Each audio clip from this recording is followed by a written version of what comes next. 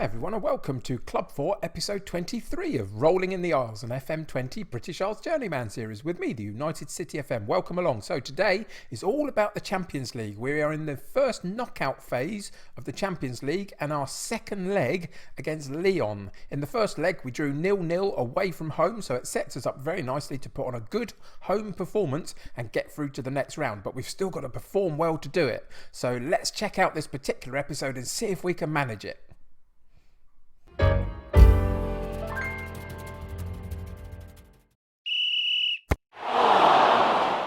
So as I say, today is all about the Champions League, but in the Premier League recently, in recent results, we've been doing exceptionally well. We had that one draw against Lyon in the middle of them, but since the Manchester United game, or a little bit before that, to be honest, we've gone on a winning streak, and a really impressive one as well. 3-0 against Leeds, 5-0 against Wigan, 2-0 against Watford, 4-1 against Fulham, and in the last game 5-0 against Leicester City. And through it you can see that there's a lot of different goal scorers. We've had the likes of Gibbons getting quite a few. Matilla got an absolute bag full of goals against Wigan. Olata's come in and occasionally got it. We've had Knoll in there with a goal. Foden's there. Lots and lots of different goal scorers, which is really encouraging. This attacking style of 4-2-3-1 is beginning to show signs that we are achieving what we wanted to. We're changing some of these 2-1s and 1-0s into 3-0s and 4-1s and 5-0s, which is absolutely brilliant to see. Knoll came in after the United game. You remember I rested him last episode because his first game for us was a little bit underwhelming and I just wanted him to settle into the club a little bit, and I didn't want him to play against one of the big teams if he wasn't quite connected to the rest of our side yet. So I rested him for the United game. I brought him back in a little bit here and there over the next couple of games, and he's doing much better for us. If we go and have a look at his career history now, you can see he's played 7 times, scored 2 goals, assisted 4 times, 7.56 average rating. That is more like what I expected from him. It just took a little bit of getting going, but now he's in there, having played a few games recently and doing very well for himself. So that's excellent to see. And so that's the recent form. It's been so fantastic that you can almost just let them go and see what happens. But today we only managed that 0-0 draw away from home, which I think is good. I think that's a really good solid result, but we've got to make sure that this run of form happens at home today against a difficult Lyon side, and then we go back into a run of Premier League fixtures to finish the season. In terms of what that's done for us in terms of the Premier League, we've basically got it sewn up, I would suggest. We are 10 points clear of Tottenham. Arsenal have got a game in hand over Tottenham. If they win it, they would go ahead of them. But we are 11 points clear of them because we also got that game in hand. We've only played 28. Tottenham have played 29. So I think absolutely we are a shoo-in for this particular title. If I'm honest, I'd be extraordinarily disappointed if we were not to win it now.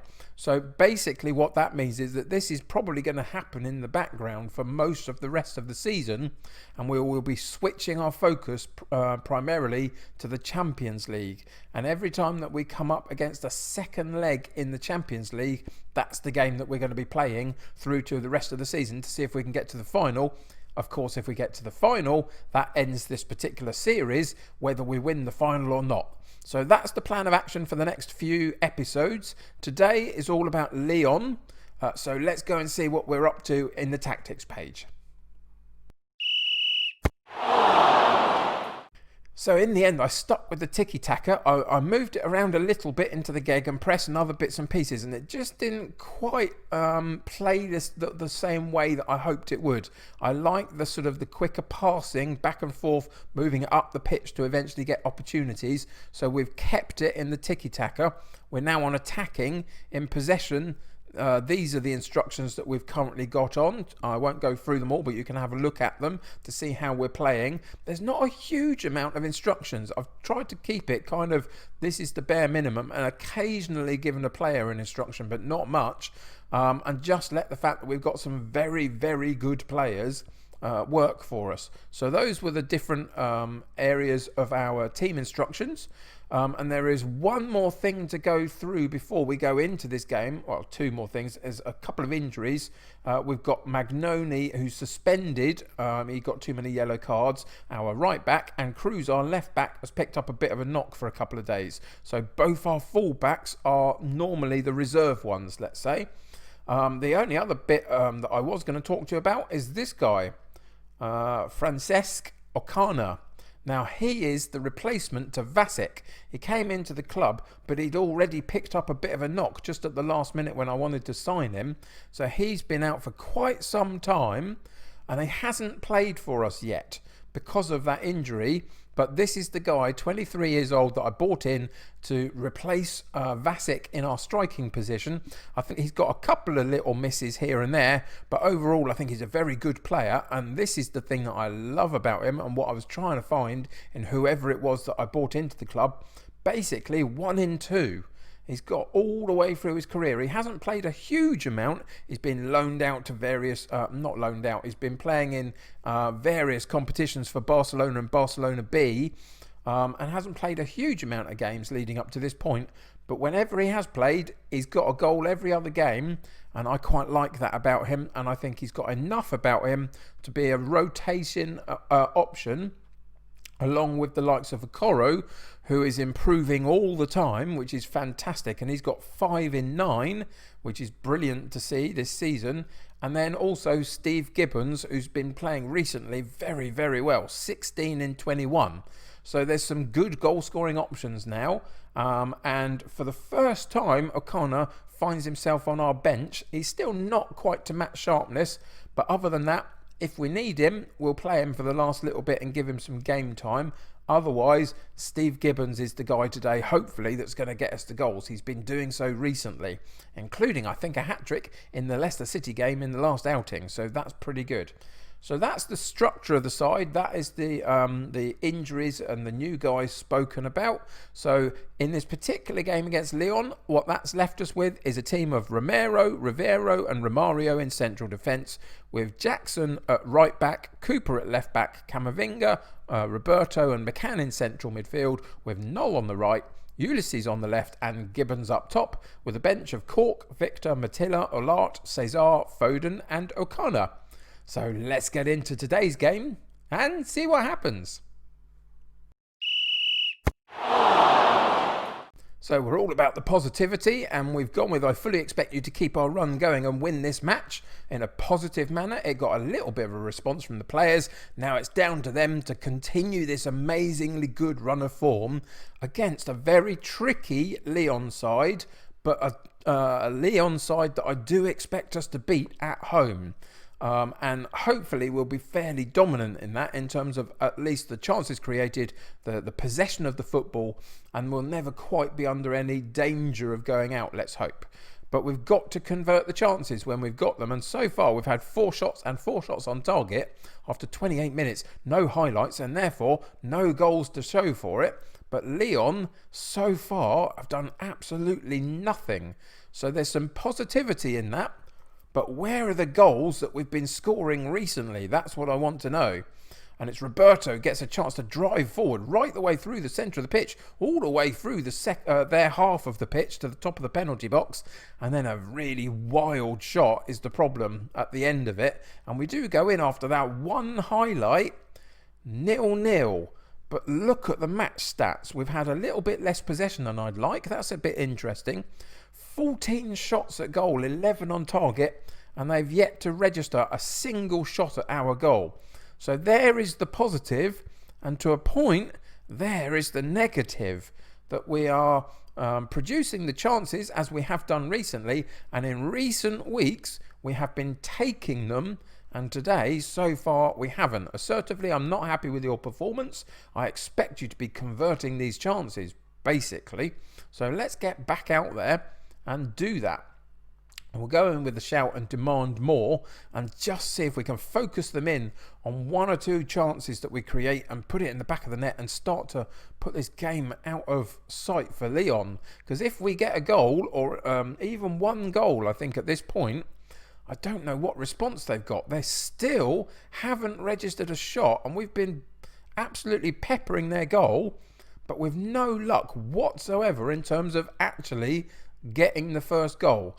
And it's these two players at the top here that I think are the culprits, who have been playing magnificently well for the last little while, but today, not so much. So now we bring O'Connor on for the first time. Yes, his match sharpness isn't great, but hopefully his conditioning will get him through the last 15 minutes of the game and really enable us to sort of get a couple of goals maybe and go through with no major problems in the end. Olart comes on for another slightly underperforming Knoll.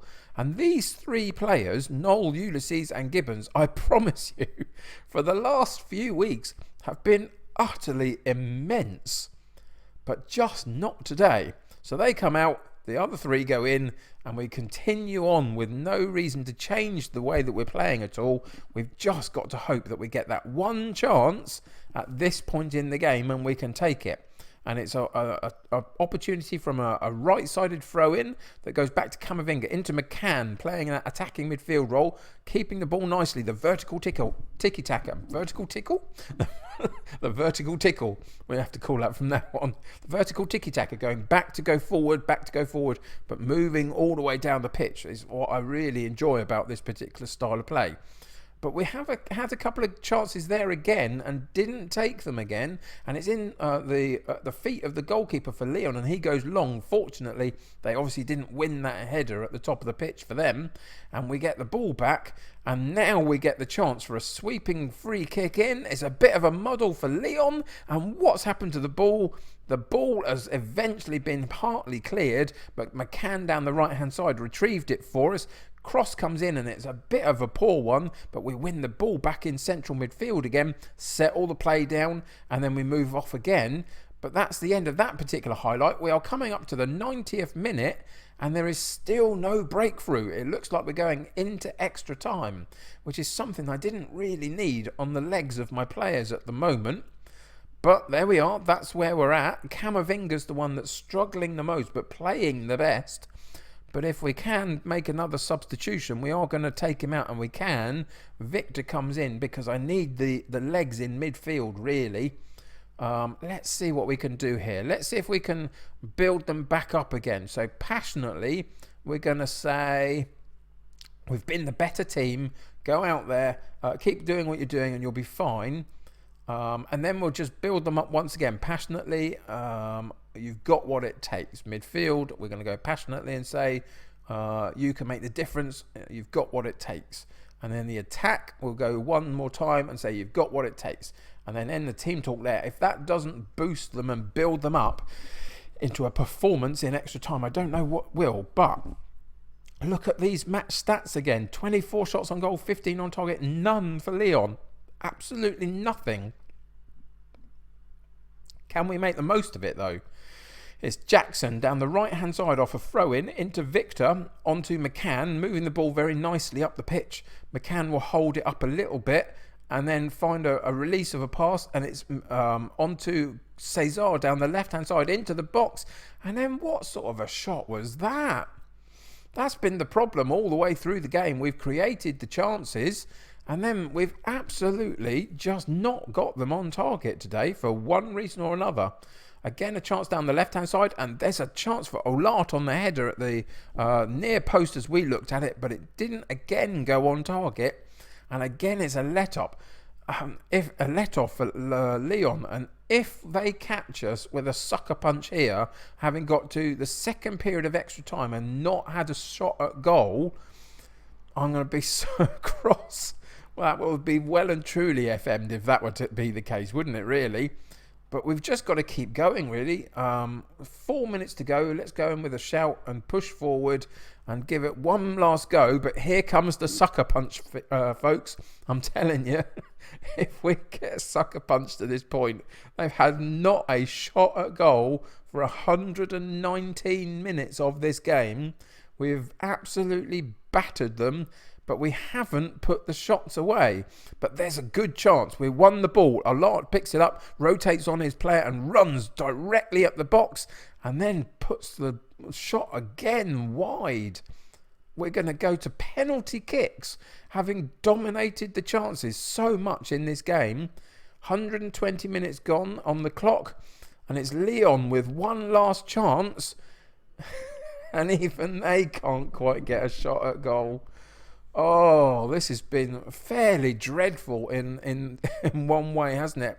And we've found ourselves all the way to penalty kicks. So I'm just going to set up the penalty kick lineup, and then we'll see how we get on in them. But dear me, if we don't go through now, we are our own worst enemy, having not put our chances away.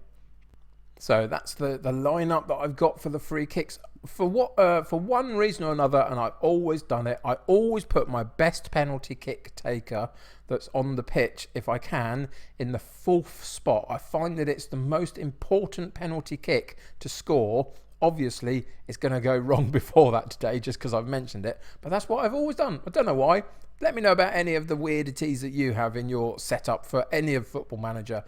Some of the things that you do that you don't see anybody else doing. So here we are with the first penalty kick. Olart on the ball.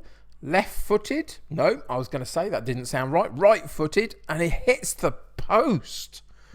Oh, dear. Rodrigo with a chance to put Lyon ahead early in the penalty shootout. And he puts it into that far corner.